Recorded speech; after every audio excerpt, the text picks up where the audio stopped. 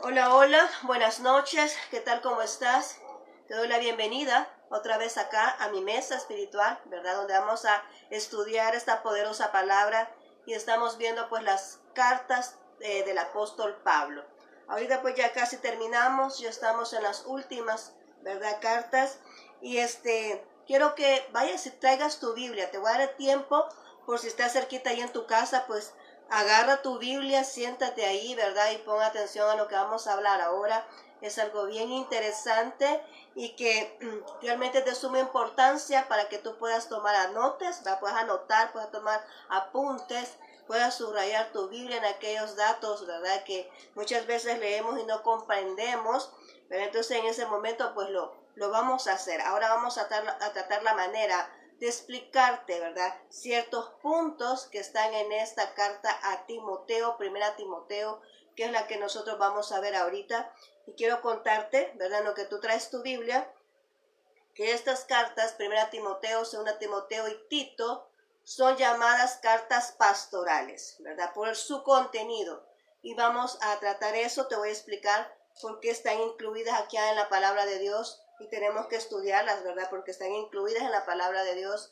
Y bueno, Dios lo ha querido poner ahí, ¿verdad? Para que nosotros estemos enterados de cómo funciona, ¿verdad? Esta área pastoral. Así que en este momento vamos a orar, ¿verdad? Espero que ya tengas tu Biblia ahí, tengas donde anotar todo lo que vamos a hablar ahora, esos detalles, ¿verdad? Importantes, quiero que tú los anotes, ¿verdad? Entonces vamos a orar en este momento, vamos a invitar al Señor que tome control, ¿verdad? De lo que se va a hablar ahorita, que no se diga nada, que no se tiene que expresar, sino que sea lo que Dios quiere que se mencione. Amén. Así que acompáñame, por favor. Gracias, bendito Dios, ya estamos aquí nuevamente, ¿verdad? Como tú lo has pedido, siguiendo una orden tuya, Señor, estamos aquí para entregar esta palabra de Dios, Señor. En este momento te pido que tomes control de todo lo que se va a hacer, que seas tú utilizando mi boca, que seas tú utilizando mis labios, que esta palabra, esta voz, Señor, solamente sea un medio para que tú puedas transmitir ese mensaje que tú quieres que nuestros amigos y hermanos conozcan, Señor, y que prepare esos corazones para que esta semilla pueda quedar en esa tierra, en ese terreno fértil, Señor, donde no pueda venir ladrón y la robe, sino que se quede allí, Señor, para que pueda producir el fruto para lo cual la palabra ha sido enviada. Gracias, bendito Señor. Amén y amén. Ok. Bien, decíamos, ¿verdad? Que estas son las cartas pastorales y son tres, primera y segunda Timoteo y Tito, ¿verdad? Por su contenido, que es realmente la descripción de lo que es, ¿verdad? La función, ¿verdad? De un pastor. Pero vamos entonces ahorita a iniciar, ¿verdad? Voy a invitarte que abras tu Biblia allá en primera Timoteo 1, 18, 20. Vamos a leer primera Timoteo 1, 18, 20. Así que acompáñame y dice así la palabra de Dios. Este mandamiento, hijo Timoteo, te encargo para que conforme a las profecías que se hicieron antes en cuanto a ti, milites por ellas la buena milicia, manteniendo la fe y buena conciencia, desechando la cual naufragaron en cuanto a la fe algunos, de los cuales son Himneo y Alejandro, a quienes se entrega Satanás para que aprendan a no blasfemar. Amén. Bien, entonces aquí vemos cómo el apóstol Pablo viene y le encomienda esta labor a Timoteo. Y quiero hacer esta aclaración antes que continuemos. Quiero recordarte, ¿verdad? Lo que te mencionaba al inicio cuando empezamos a estudiar estas cartas paulinas. Lo primero que te decía es que recordemos que son cartas, ¿verdad? No son libros, son cartas. Y estas cartas, como toda correspondencia, ¿verdad? Los que se acuerdan de ello, toda correspondencia tenía un destinatario. Entonces, así mismo son estas cartas, tienen destinatario, y que para poderlas estudiar tenemos que nosotros tomar muy en cuenta los siguientes puntos. Te decía al inicio cuando empezamos a estudiar. Te quiero recordar que tenemos que tomar en cuenta de quién es, cuál es el destinatario, a quién está dirigido esta carta, para quiénes fueron escritas las cartas. Cada una de estas cartas fueron dirigidas a diferentes iglesias, En este caso tenemos que tomar en cuenta que no está dirigida a una iglesia. Quiero hacerte énfasis en eso. Esta carta que vamos a estudiar ahorita no está dirigida a una iglesia, está dirigida a Timoteo, ¿verdad? Ya vamos a hablar quién era Timoteo. Pero vamos a tener en cuenta el destinatario, la cultura de ese lugar, el tiempo, en qué tiempo fue escrito. ¿Verdad? No estamos en los mismos tiempos de antes, las cosas han cambiado. ¿En qué tiempo fue escrito esa carta? ¿Para quiénes fueron escritas?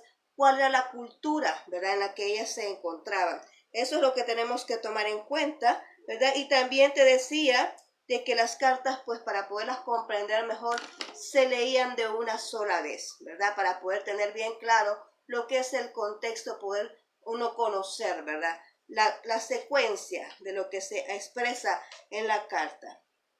Bien, entonces vamos a empezar acá. Recordemos que está dirigida a Timoteo. ¿Y Timoteo quién era? Pues era un discípulo del apóstol Pablo y él lo consideraba hijo de la fe, ¿verdad? Él anduvo con él en varios viajes, ¿verdad? Donde el apóstol Pablo anduvo predicando. Timoteo lo acompañó, ¿verdad? Entonces él tomó esto, lo envió, ¿verdad? Le dio esa asignación y lo envió a Éfeso, ¿verdad? Para que le colaborara ahí, y en esta carta él está dando instrucciones de cómo debía de ejecutar la labor en ese lugar donde se había enviado. No dice fecha exacta de cuándo se escribió esta carta, pero sí se cree, ¿verdad? Se hace mención que fue entre el momento donde él estuvo en cárcel, ¿verdad? Estuvo prisionero, ¿verdad? Ya entre los años 60, 68 después de Cristo. Pero si nosotros recordamos el libro de Éfeso, la carta de Éfeso fue escrita en el año 60, ¿verdad? Después de Cristo. Entonces quiere decir que no puede haber sido al mismo tiempo, porque para ese entonces no era Timoteo el que te llevaba esa carta, ¿verdad? Sino que era otra persona. Emaprofito, si no me equivoco, es el que llevaba esa carta, ¿verdad? Para allá a Éfeso. Pero en este caso podría ser desde los 60 a los 68, entre ese intervalo, entre ese tiempo fue que se escribió esa carta a Timoteo, porque él ya estaba allá, ¿verdad? Entonces se le escribió esa carta a Timoteo para que él pudiera dirigirse de cómo iba a trabajar en la obra de Dios en esa iglesia donde se encontraba, que era Éfeso. Ahora, hay dos problemas que se mencionan en esta carta, ahí en la iglesia de Éfeso, las cuales iba a tratar Timoteo. Y una de ellas es el credo de la iglesia. Él iba a tratar eso, el credo de la iglesia y la conducta de la iglesia. Son dos temas principales que llevaba esta carta.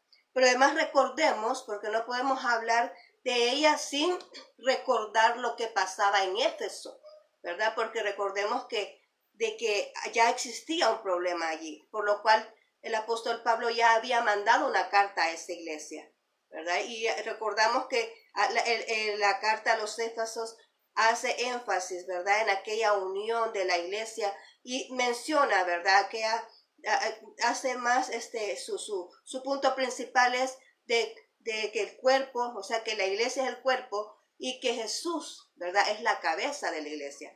Eso es lo que más, ¿verdad?, menciona en esa carta. Pero también habían dos problemas. ¿Cuáles eran esos dos problemas que iba a tratar allá cuando fue a Éfeso? Recordémonos. Dice que fue la tentación a prácticas paganas. Eso es lo que ellos tenían en ese momento, que tenían una tentación a prácticas paganas, y también que había una falta de unidad entre judíos y gentiles. Y eso es lo que trató el apóstol Pablo en el momento cuando envió la carta a los Éfesos. Entonces, ya sabiendo esto como base, entonces vamos a iniciar ya lo que es en sí, ¿verdad?, el estudio de la carta a Timoteo. Recordemos, es una carta pastoral, y en todo lo que vamos a mencionar aquí, tomemos cuenta la cultura, el tiempo en que se escribió, y que son instrucciones que se le dan a un discípulo de la manera de cómo tiene que ejecutar, ¿verdad? Cómo tiene que ejecutar esa asignación que se le entregó. Así como tú vienes y le das instrucciones tal vez a tu hijo, tal vez tú no puedes ir a un lugar tal vez eres un hombre de negocios, ¿verdad? Y tú no puedes ir también a ese lugar donde te proveen, ¿verdad? Para esa materia prima, para trabajar en ese negocio que tú tengas. Si tú mandas a un hijo tuyo y le das todas las indicaciones de lo que debe de hacer y con quién se debe de entender, pues así mismo sucedió con esto, ¿verdad? Creo que tomemos bien en cuenta eso. Quiero que te fijes muy bien y que tomes bien en cuenta eso para que lo podamos entender bien, ¿verdad? De que esta carta fue escrita a Timoteo, que fue escrita a una persona que se le asignó, a un discípulo del apóstol Pablo, ¿verdad? Para que, dándole esa explicación de cómo iba a ejecutar la asignación para lo cual lo había enviado. Amén. Bien, entonces vamos a iniciar. Vamos a ver 5 puntos que se trataron en esta carta. La primera es fe de la iglesia y su doctrina. Eso lo vemos allá en el 1:14-15, ¿verdad? El capítulo 1:14-15, lo vamos a leer y dice así: pero la gracia de nuestro Señor fue más abundante con la fe y el amor que es en Cristo Jesús. Palabra fiel y digna de ser recibida por todos. De Cristo Jesús vino al mundo para salvar a los pecadores, de los cuales yo soy el primero. Estaba aquí haciendo énfasis, estaba como acentuando, ¿verdad? Acentuando esa fe cristiana de cómo es que ellos eran salvos. Estaba recordando que ya no era por la ley, porque anteriormente los versículos, si tú lees todo el capítulo 1, te vas a dar cuenta que anteriormente empieza hablando de la ley. Y dice ahí, ¿verdad? Que la ley nada más es ¿para qué? Para dar evidencia del pecado. Porque ¿qué es la ley? La ley nada más menciona cuáles son los aspectos por los cuales la gente falla. Entonces esa es la ley. Entonces ahí podemos mencionar, ahí va viendo, todos conocemos la ley de Moisés, ¿verdad? No robarás, no cometerás adulterio, no fornicarás, ¿verdad? No mirarás a la mujer de tu prójimo, no desearás a las pertenencias de tu prójimo. Todo eso está ahí. Entonces, todo lo que menciona ahí, ¿qué es eso? Solamente son indicadores para poder identificar en qué se está fallando. Son indicadores para poder detectar en qué se está pecando. Para eso era la ley. Entonces, pero en este momento está explicando acá de que somos salvos por gracia, de que por ese sacrificio de Jesús ahora tenemos nosotros la oportunidad de venir y arrepentirnos y de ser justificados por su sangre, y que tenemos la oportunidad de entrar al reino de los cielos por gracia, ya no por la ley. La ley solamente, está haciendo hincapié aquí, que la ley solamente, ¿verdad?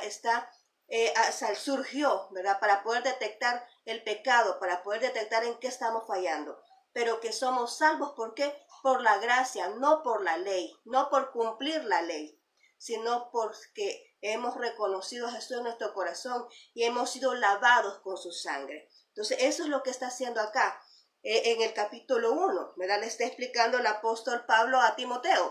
Esto es lo que tiene que hacer referencia al momento de tratar con la iglesia de Éfeso, de que la salvación es por fe y no por la ley, ¿verdad? Ahora en el punto número 2, que es el capítulo 2, ahí vamos a hablar algo muy interesante, y es que da instrucciones referente cómo debe de tratarse la iglesia, cómo debe de actuar la iglesia, ¿verdad?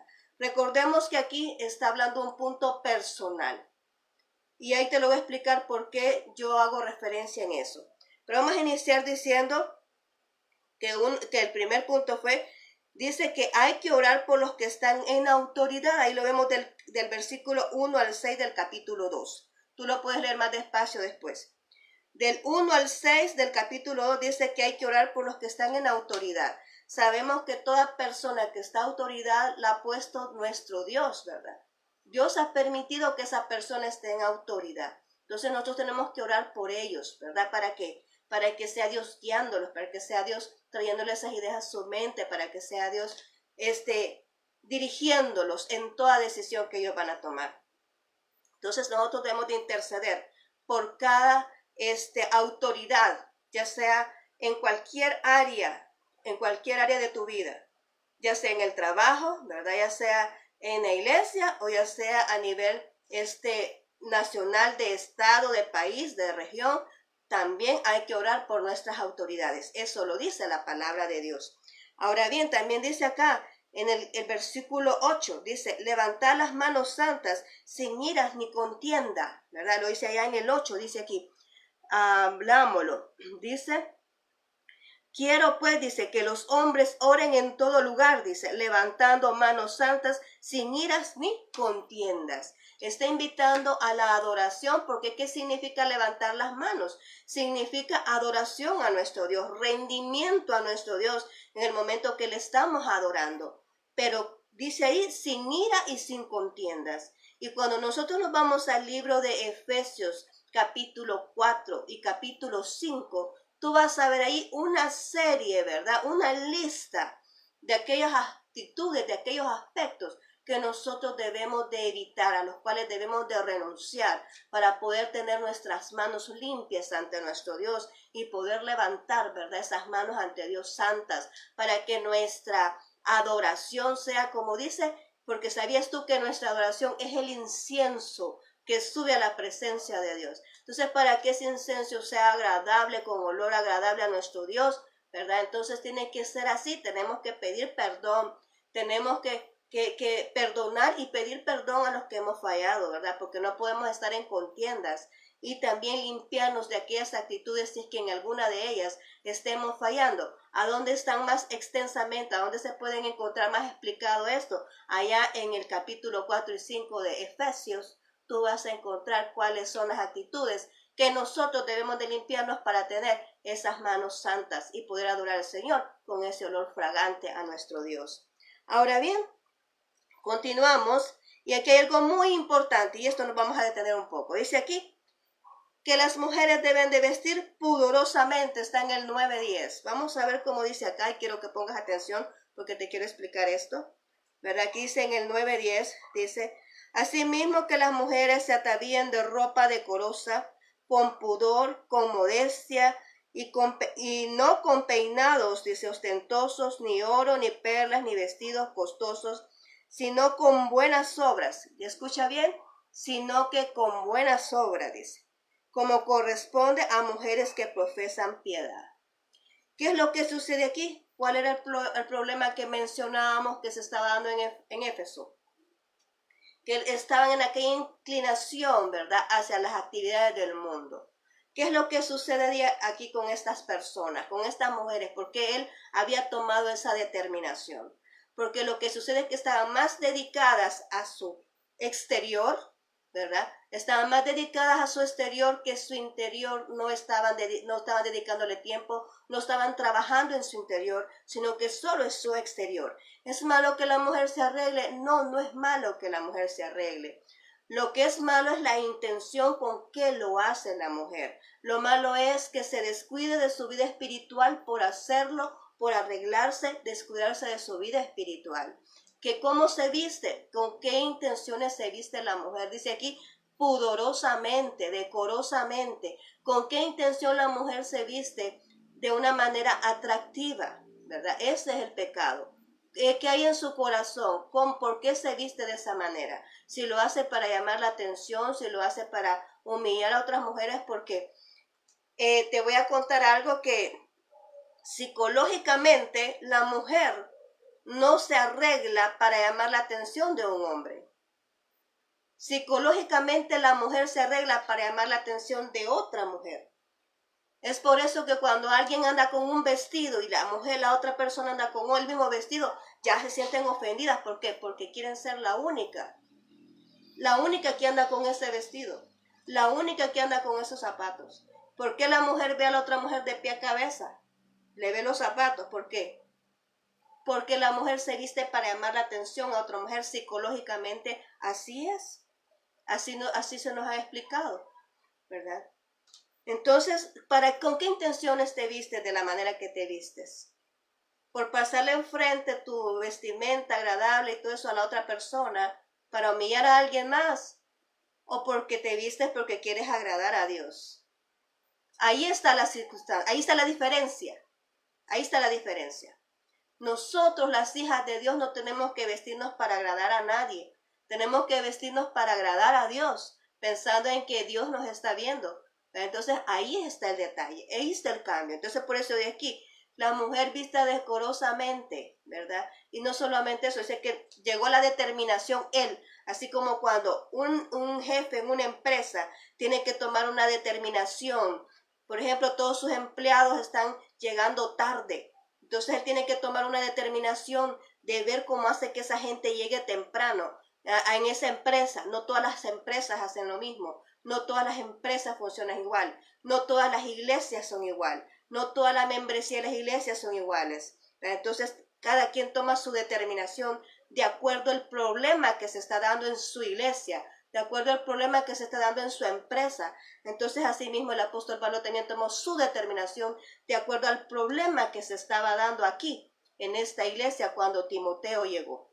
¿Estamos comprendiendo? Amén. Ok, porque lo tomamos como una regla y decimos, la mujer que se arregla está en pecado.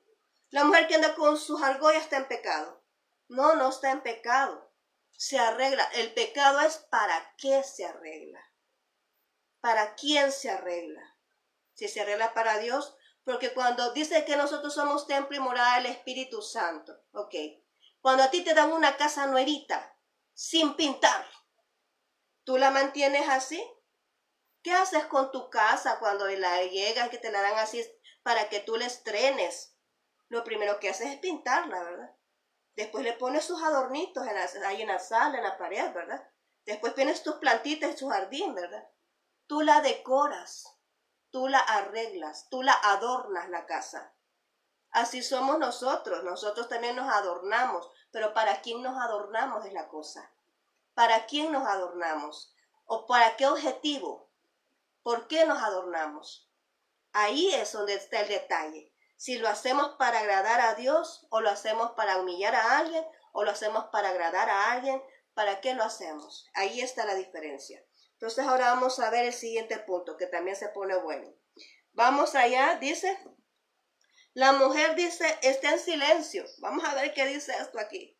Dice aquí, vamos a leer acá, del 10 en adelante, dice, sino con buenas obras, amén. Vamos al 12. Porque no permito. ¿Quién? Pablo. Aquí está hablando Pablo, no está hablando Dios. Dice, porque no permito, dice, a la mujer enseñar ni ejercer dominio sobre el hombre, sino estar en silencio. Porque Adán fue formado primero, después Eva. Está explicando él, ¿verdad? Y Adán no fue engañado, sino que la mujer, siendo engañada, incurrió en transgresión. Entonces aquí está diciendo, la mujer que se esté callada. Pero ¿por qué dijo el apóstol Pablo esto? Porque aquí dice, yo, dijo el apóstol Pablo, no permito. Fue el apóstol Pablo, no fue Dios. ¿Quedamos claros? No fue Dios que dio esa orden. Es el apóstol Pablo que le está dando instrucciones a Timoteo y le dice, no permito. ¿Por qué? Porque según la cultura de este tiempo, o yo creo que ya no se da eso, ¿verdad? Pero en este tiempo dice que las mujeres andaban chambreando, andaban de casa en casa, andaban criticando, andaban viendo qué encontraban de casa en casa con el pretexto que iban a ir a orar por las personas y chambreaban de todo el mundo y traían esos chambres a la iglesia. Entonces por eso, ¿verdad? Dijo él, no permito que la mujer hable, porque no iban a hablar nada bueno, solo chambres. Ahora yo creo que no, las mujeres de ahora estamos bien lindas, bien hermosas. Yo nunca he visto una mujer ahorita que se dedique al ministerio chambreando de otra persona. Yo veo mujeres que Dios nos ha llamado al ministerio, que nos hemos dedicado a predicar la palabra de Dios. Entonces Dios nos ha llamado al ministerio. Y te quiero, para que tú digas, no, la mujer que se calla para todas aquellas congregaciones, que con mucho respeto, ¿verdad? Pero dice aquí la palabra de Dios, que tomamos esto literalmente sin ver, ¿verdad? Sin ver o sin indagar en qué tiempo se escribió y para quiénes y por qué razón se dijo. Vale, pero aquí en Jueces 4:4, si tú buscas Jueces 4:4, encontramos a una mujer que Dios escogió para que fuera gobernadora. Estamos hablando de Débora. Allá en Éxodo 15, 20, 21, vemos a Miriam, que era profetisa y era la hermana de Moisés, ¿verdad? Vemos allá en Romanos 6:1 a Febe, que era una diaconisa.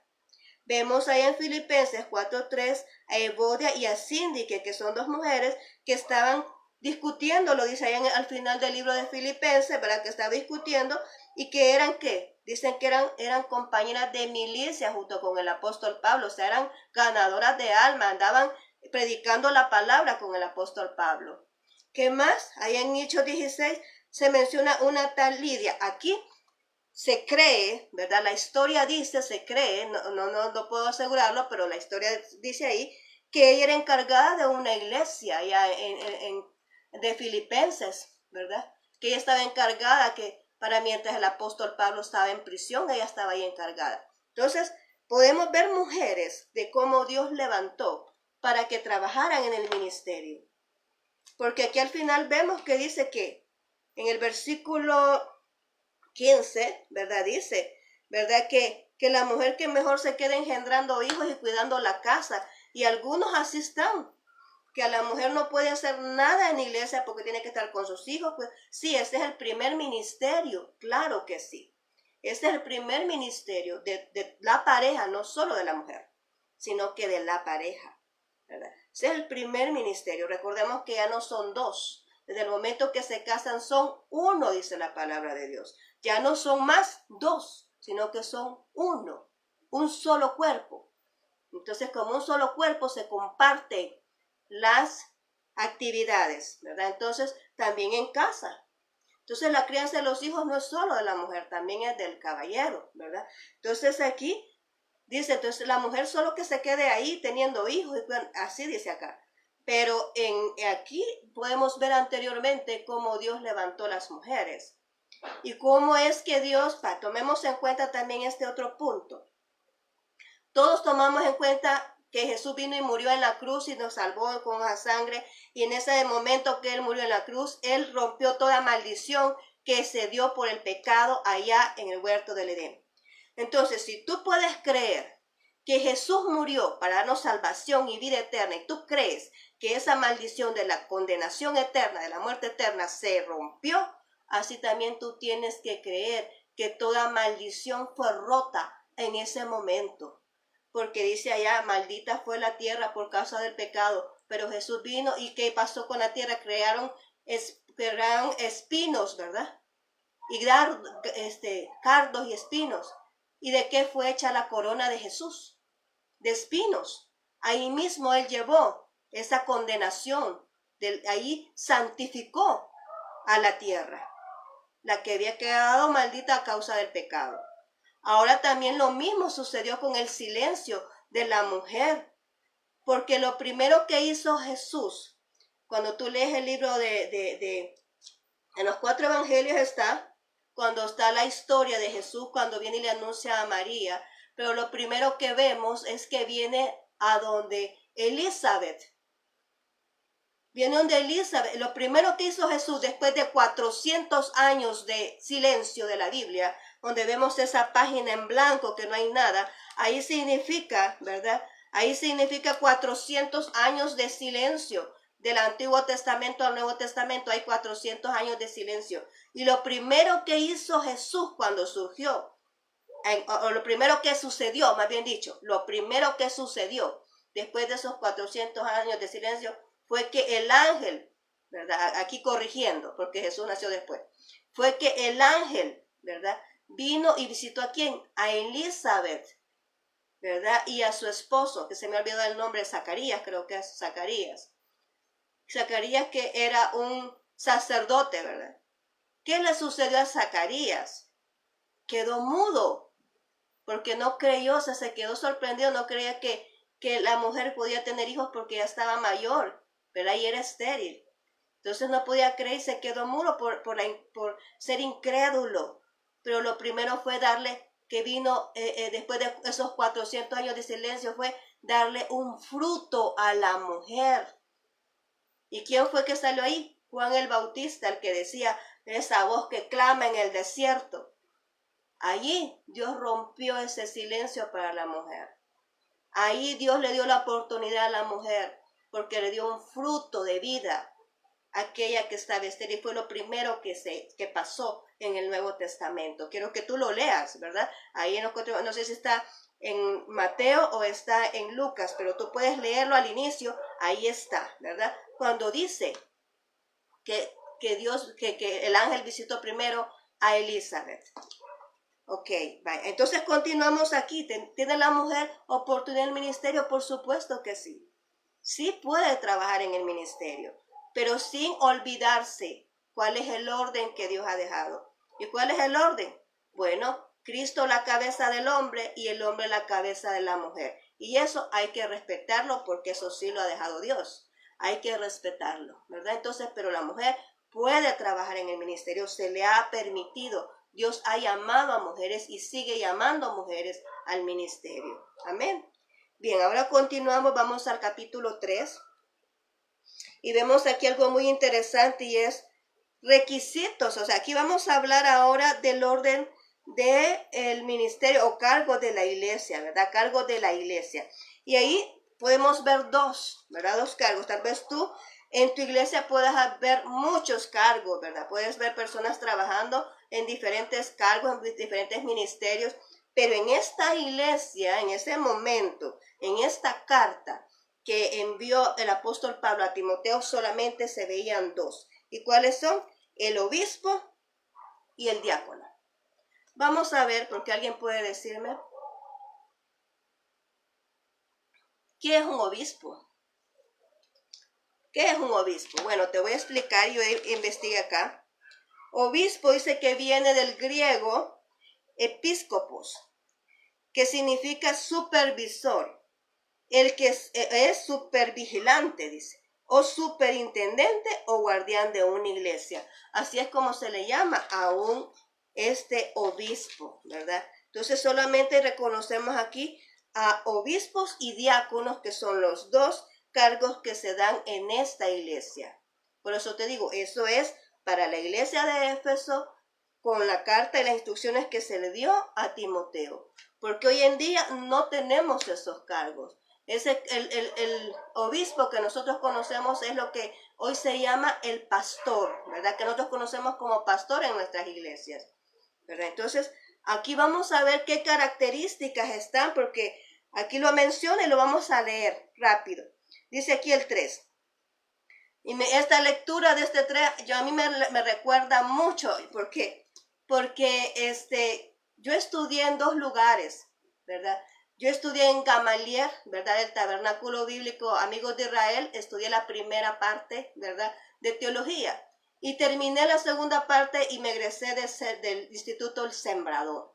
Entonces, esta parte fue aquí en Gamaliel, ¿verdad? Ahí en el Colegio de Teología, donde nuestro pastor, el maestro, nos hizo repetir. Pasamos quizás como 5 clases repitiendo esto, hasta que nos aprendimos de memoria este texto, porque decía, quiero que ustedes sepan bien claro cuáles son los requisitos para que usted esté bien pendiente de lo que usted va a hacer. Entonces aquí vamos a leer esto. Fíjate muy bien, dice Timoteo 3, dice, palabra fiel, dice, si alguno anhela obispado, buena obra desea. Pero es necesario que el obispo sea irreprensible, marido de una sola mujer, sobrio, prudente, decoroso, hospedador, apto para enseñar, no dado al vino, no pendenciero, no codicioso de ganancias deshonestas, sino amable, apacible, no avaro, que gobierne bien su casa, que tenga a sus hijos en sujeción con toda honestidad, pues el que no sabe gobernar su propia casa, ¿cómo cuidará de la iglesia de Dios? No un neófito, no sea que envaneciéndose caiga en la condenación del diablo. También es necesario que tenga buen testimonio de lo de afuera, para que no caiga en descrito y en lazo del diablo. ¿Por qué está esto aquí? ¿Por qué te lo estoy explicando? Bueno, porque es necesario que tú sepas a qué persona tú escuchas, en primer lugar. En segundo lugar, para que tú vengas y honres y aprecies el trabajo de la persona, quien te dirige a ti en la iglesia, ¿verdad? Porque no es fácil poder cumplir esto. Y ahora yo voy a hacer mención de ciertos puntos aquí. ¿Y por qué está esto aquí en la iglesia? Pues por eso, porque en la palabra de Dios, porque recuerda que vienen también, nos habla la palabra de Dios, que vienen falsos maestros y vienen también personas que vienen predicando que son lobos vestidos de oveja. No todo lo que nosotros podemos ver y escuchar es bueno. Y si nosotros no estamos enterados de lo que dice la palabra de Dios, fácilmente podemos confundirnos. Por eso es importante que estemos bien enterados de lo que dice la palabra de Dios. Ahora bien, quiero hacer aquí unos puntos que quiero tocar. Y el primero que dice, apto para enseñar. Apto para enseñar. Quiero explicar esto, apto para enseñar. Dice que un obispo o un pastor o la persona que se dedica, está al frente de una iglesia, tiene que estar apto para enseñar. ¿Y qué es una persona apta? Aquella que estudia la Biblia, aquella que conoce la Biblia. Por eso es necesario estudiar la Biblia. Es necesario inscribirte, ¿verdad?, en un instituto. Aunque la palabra de Dios dice que no es necesario que el hombre te enseñe, pero algunas veces sí, ¿verdad? Se necesita. Pero la palabra de Dios dice que no es necesario que nadie te enseñe, pero tú puedes leer la palabra de Dios. Y si vas dirigido por el Espíritu Santo, tú vas comprendiendo la palabra de Dios. Entonces, cuando tú conoces, tú puedes enseñar. Nadie puede dar a conocer algo que no sabe, porque no va a tener autoridad para ello. El que conoce es el que tiene autoridad. Entonces, tiene que estar conocedor de la palabra de Dios para sacarte adelante de algún problema. Perdón. ¿Qué es lo que hace un pastor? Bueno, el pastor está tomado, ¿verdad?, de esos pastores reales de ovejitas. ¿Qué hacen esos pastores que cuidan a ovejitas? Bueno, la alimentan, la lleva a pastos frescos, ¿verdad?, donde hay pasto agradable para que se pueda alimentar, el mejor pasto, ¿verdad?, para que se alimente, y de buena lana, ¿verdad? Lo cuida, que no vaya a caer en un despeñadero, ¿verdad?, o que vaya a venir el lobo y la vaya a querer comer. La cuida del peligro. La orienta porque tiene un callado, ¿verdad? Está esa vara, ¿verdad? Está la vara y está el callado, que es la cosita así como medio círculo. Entonces, con ese instrumento corrige y también acerca a la ovejita con cariño hacia ella. Porque el pastor cuida a la oveja. La cuida, la guía, la alimenta, la protege, ¿verdad? La cura, la sana. Cuando se ha herido, la cura, ¿verdad? Le pone ahí su medicamento a la ovejita. Estoy hablando del animalito. Pues similar es el pastor. Las mismas responsabilidades tiene el pastor de buscar ese alimento fresco para su iglesia. No me voy a meter mucho allí porque estamos hablando a la iglesia, ¿verdad? No estoy hablando pero si hay un pastor aquí, pues bienvenido, me honra con su presencia. Pero más que todo aquí estoy hablando, ¿verdad?, por la iglesia, ¿verdad?, para que usted comprenda el trabajo que hace su pastor, que eso es lo que hace. Se rebusca, él ve y viene qué palabra es la que le va a entregar, ¿verdad?, que viene, vela por su bienestar, ¿verdad?, y que le protege, le cuida de cualquier peligro, le aconseja y le da herramientas para que usted se pueda defender en un momento de dificultad. Y también sabe de la palabra para orientarlo a usted cuando tiene alguna necesidad. Eso es lo que hace el pastor. Ahora bien, por eso tiene que ser apto para enseñar. Dice aquí, no dado al vino. Algunas personas dicen, ¿y alguien puede beber vino? ¿Es permitido beber vino? Sí, si Jesús bebió vino. Voy a tocarte este punto. ¿Qué entiendes tú cuando dice no dado al vino? O sea, no entregado al vino. No entregado al vino. Porque más adelante también dice acá con los diáconos, dice, no dados a mucho vino. No dados a mucho vino. Y te estoy tocando esto porque también allá en el siguiente capítulo, allá donde está en el 5:23, dice, ya no bebas agua, sino usa de un poco de vino por causa de tu estómago y de tus frecuentes enfermedades. ¿Por qué toco esto? Porque tú vas a leer esta parte. Tú la vas a leer y vas a decir, bueno, prohíben el vino, pero aquí está diciendo que tomen vino, ¿verdad? Ok, hay un problema en esto. Yo estuve trabajando con Alcohólicos Anónimos llevando ese mensaje de la palabra de Dios. Ahí algunos pueden ver las evidencias, ¿verdad?, de los videos. Vieras qué triste es ver a esas personas casi muriéndose del vicio. El problema aquí es, dice, si tú entiendes, dice, no dado, o sea, no entregado al vino. No es malo el vino, en pocas palabras. Aquí la palabra nos está dando a entender que no es malo el vino. El problema es que tú pruebas algo y si te agrada, pruebas más y pruebas más y pruebas más. Y vienes y te tomas todo. Y después que termina, en embriaguez. Y eso es lo que Dios te condena. Porque dice allá en el libro de los frutos de la carne, allá en el libro de los Gálatas, ahí menciona que ningún borracho entrará al reino de los cielos.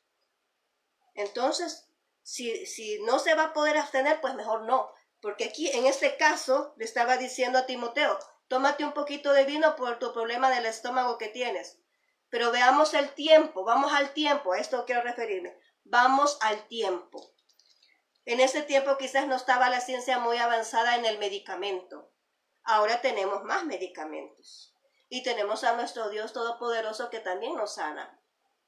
Entonces quizás no hay necesidad de ningún vino. Pero en este caso le dijo a Timoteo, tómate un poquito de vino porque quizás no había medicamentos como lo hay ahora. El problema es este. ¿Por qué te decimos que no? Porque no puede, el ser humano es así. Le agrada algo, viene y después se convierte en vicio. ¿Y qué sucede? La persona se corrompe y eso es lo que Dios no quiere. Entonces ahí hago la aclaración. No dados al vino. Dice que gobierne bien su casa, que tenga a sus hijos en sujeción con toda honestidad. Dice que gobierne bien su casa. Aquí tenemos otro detalle. La palabra dice, instruye al niño en su camino y cuando fuere viejo aún no se apartará de él. Funciona cuando están chiquitos. Tú los puedes decir, ven, vamos a la casa. No te levantas, te doy tanto tiempo para que te alistes y nos vamos. Resulta cuando están pequeños, cuando tú los puedes todavía dominar. Pero ya cuando ya son mayores de edad o cuando ya son adolescentes, cuando ya cada quien anda por su camino, ahí ya está difícil. Yo sé que hay muchas personas que tienen sus hijos ya adultos y que ya adultos, pues ellos han querido seguir su camino y ya no están en el lugar donde tú quieres que estén y no los ves haciendo lo que tú quieres que estén haciendo. Pero te quiero decir algo, si tú has sembrado la palabra de Dios y desde pequeños ellos han sido instruidos con la palabra de Dios, pues ellos van a tener que regresar, porque esa es una promesa de Dios, que dice que aunque fuera viejo no se apartará de él. Dios lo va a traer, Dios lo va a enamorar. Gran error es decirle a un joven, no te dejo servir. Que un padre le diga, no vas a servir. O que alguien de la iglesia le diga, no puedes servir aquí. Porque lo que sucede es que cuando tú le dices a un joven eso, a un adolescente, ellos se van de la iglesia. Y después ya no quieren llegar a la iglesia. ¿Por qué? Porque no les dejaron servir. Y se sienten más cómodos donde los quieren. Porque cuando no los quieren en un lugar, hay otro lugar donde sí los quieren. Qué peligroso es para aquellos que no estamos bien encargados del ministerio. Esa es otra situación. La familia es un ministerio que Dios nos ha otorgado a nosotros. Y que debemos nosotros de venir y darle tiempo a la familia. Lo que sucede con los que muchas veces pasa, ¿verdad? En algunos casos con aquellos que hemos sido llamados al ministerio, que le dedicamos mucho tiempo al ministerio y los hijos los dejamos atrás, los dejamos a un lado, ¿verdad? Y lo que sucede es que cuando nosotros no le damos tiempo, no le damos amor, no le damos comprensión, allá en la calle se va a encontrar eso. Va a encontrar amor, va a encontrar apoyo, va a encontrar familia. Por eso tenés que tener un equilibrio. Eso que dicen Dios es primero y metemos ahí el ministerio. No es así. Es cierto, Dios es primero, pero el ministerio también ocupa un lugar diferente. Primero es Dios, después la familia y de tercero es el ministerio. Porque la familia también es un ministerio, es el primer ministerio que nos ha entregado el Señor a cada uno de nosotros. Por eso no podemos, por eso es que hay tanto hijo, ¿verdad? De las familias pastorales que no están, hay pocos que están realmente metidos en su ministerio, pero la mayoría no. ¿Por qué? Porque nos hemos confundido en ese sentido, ¿verdad? En que decimos primero Dios, entonces el ministerio también va ahí. Primero las cosas de Dios, primero Dios, primero las cosas de Dios. No, primero es Dios. Nuestra adoración, nuestra alabanza, nuestra dedicación a Él, ¿verdad? Nuestra lectura bíblica. Primero es Dios, nuestro devocional, sí. Pero también la familia es después. Hay que dedicarle tiempo también a la familia. Y después el ministerio. porque también de nuestra familia Dios nos va a pedir cuentas. Entonces aquí dice que tengan en sujeción a sus hijos. ¿Y por qué se da mucho ese caso? Porque el mismo problema, nos introducimos tanto al ministerio que los hijos hacen cualquier cosa y a veces ni cuenta nos damos. Así que hay que tener pendiente eso. Y aquí ya en el siguiente dice, en el 7, también es necesario que tenga buen testimonio hacia lo de afuera para que no caiga en descrédito y en lazo del diablo. Que tenga un buen testimonio para las personas que lo ven, para las personas que no son cristianas. Pero aquí vamos a hablar de algo también. Cuando hablamos de testimonio, hablamos de conducta, pero también hablamos de lo que se dice de esa persona. Y muchas veces a la persona no se dice lo que es, porque recordemos que a veces estamos batallando con esos falsos testimonios, con esas murmuraciones, con esas críticas que no son ciertas, con aquellas blasfemias que se dicen, con aquellas calumnias que se dicen de personas solamente por envidia, por egoísmo. Entonces también eso es problema. Y lo digo ¿por qué? Porque todos los que estamos al frente predicando la palabra de Dios, todos los que nos dedicamos al ministerio, pasamos por esos momentos. Entonces tú como iglesia, tú como parte, como oveja, puedes comprender que esa persona que tú ves ahí al frente, que tú la admiras y todo, tiene que haber pasado un momento difícil para poder estar ahí, dándote ese mensaje, para poderte dar ese consejo que tú necesitas. Tiene que haber pasado algo difícil y muchas veces hasta que hablen cosas que no son ciertas. Qué difícil es eso, porque uno a veces quiere decir tantas cosas y quiere hacer tantas cosas y mostrar tantas cosas para defenderse, pero muchas veces no se puede. Y solo tiene que uno ¿qué? Decirle, Señor, tú sabes, Señor, encárgate tú, ¿verdad? Porque a veces no podemos venir y hablar claramente las cosas que realmente suceden cuando se nos agrede por predicar la palabra de Dios, por decir una verdad. Amén. Entonces ahí es Dios nuestro defensor. Entonces tú tienes que apreciar a esa persona, ¿verdad? Va, los diáconos, ahí está bien claro, ya te expliqué la parte, ¿verdad? Que dice que sean sin doblez, o sea, que no tengan una doble vida, que sean sinceros, eso quiere decir sin doblez. De ahí lo demás está entendible. Bien, eso es en cuanto a la iglesia, ¿verdad? Ahora vamos a ver el punto número 4, la apostasía. Vamos a ver la apostasía y ahí pues vamos a referirnos a esta situación. ¿Qué es apostasía? Bueno, apostasía es negar la fe, es negar aquello en que antes creías, es renunciar a lo que antes creías, es seguir la corriente adversa, ¿verdad? La corriente la contraria, ¿verdad? A lo que es la fe. Por ejemplo, aquí en el 4.1, del 4 en adelante, ¿verdad? Ahí nos explica. Pero el 4.1 dice, pero el Espíritu dice claramente que en los postreros tiempos algunos apostatarán de la fe, escuchando a espíritus engañadores y a doctrinas de demonios. Imagínate, eso es lo que la gente va a oír, aquellos que están apostatando de la fe. ¿Y quiénes son esos, verdad? Los que están apostatando de la fe son aquellos que están negando en lo que ellos creían antes. En este caso, aquí en el 4 en adelante, en el capítulo 4, tú lo puedes leer, ¿verdad? Y dice ahí cuáles son los problemas. El casarse, dice ahí, prohíben que se case la gente, ¿verdad? ¿Por qué? Le dicen a los jóvenes, no te cases, ese es un problema para que después te arrepientas.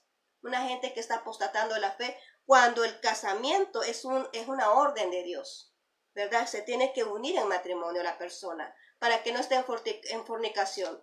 Pero aquí dice, no te cases, le dicen, ¿verdad? La comida también, porque dicen que la comida, hay cierta comida que no debe de consumirse, pero ahí dice que la comida es santificada por Dios y que podemos comer de todo lo que nosotros deseamos comer porque está santificada por Dios. Aún dice la persona, el ejercicio, cuando la persona viene y se preocupa más por mantener su figura y deja a un lado al Señor, o sea, se preocupa más por su exterior que por su interior, como hablamos anteriormente. Pero dice que también es bueno el ejercicio, pero no nos ayuda nada en el espíritu. Ahí lo dice en el 8, dice, porque el ejercicio corporal para poco es provechoso, pero la piedad para todo aprovecha, pues tiene promesa de que esta vida presente y la venidera, ¿verdad? O sea, de nada aprovecha hacer ejercicio. Sí, es bueno para mantenerse saludable. Lo malo es dedicarle más tiempo al cuerpo y al espíritu menos. Ese es el problema, ¿verdad? Y allá dice también, No atender a las fábulas y a los chambres y a los rumores, ¿verdad? Que dice allí la palabra de Dios en el mismo versículo. Entonces aquí vamos a ir ya. Pero ¿qué le dijo allá en el 12? Le dice en el 12, le dice a Timoteo, que nadie tenga en poco tu juventud, ¿verdad? Que nadie, a pesar de todo esto, que nadie tenga en poco tu juventud. Cuando el apóstol Pablo viene y lo asignó, ¿verdad? Para que llevara esta labor ahí, a Éfeso. Que nadie tenga en poco tu juventud, dice, sino que enseña esto, le mencionó. Dice, sé ejemplo, dice, en palabra, en conducta, en amor, en espíritu, fe y pureza. Ocúpate de la lectura, la exhortación y la enseñanza. Eso es lo que le dijo el apóstol Pablo. De esto preocúpate, de esto dedica tiempo. Dedica tiempo, dice, a leer la palabra. Dedica tiempo a la exhortación, a la enseñanza. Dice que te tengan como ejemplo en la palabra, en la conducta, en el amor, en el espíritu, en la fe y en la pureza. Eso mismo nos dice a nosotros, ¿verdad? Que nos esforcemos por hacer esto. Que no dediquemos tanto tiempo, es cierto, arréglate, sí, haz ejercicio, pero no pongas más énfasis en lo que es de afuera. Es mejor poner más énfasis en lo que es de adentro, porque eso es lo que nosotros vamos a presentar ante Dios, ¿verdad? Entonces aquí hay que estar así, hay que venir y practicar esto, lo que el Señor nos está diciendo. Y dice, y ten cuidado de ti mismo y de la doctrina, le dice allá en el versículo 16. Dice, ten cuidado de ti mismo y de la doctrina, persiste en ello, pues haciendo esto te salvarás a ti mismo y a los que te oyen. ¿Por qué le dijo esto? Por la situación en que estaba la iglesia. Porque estaban más buscando para las cosas del mundo. Que no te vayas a contaminar, Timoteo, le decían.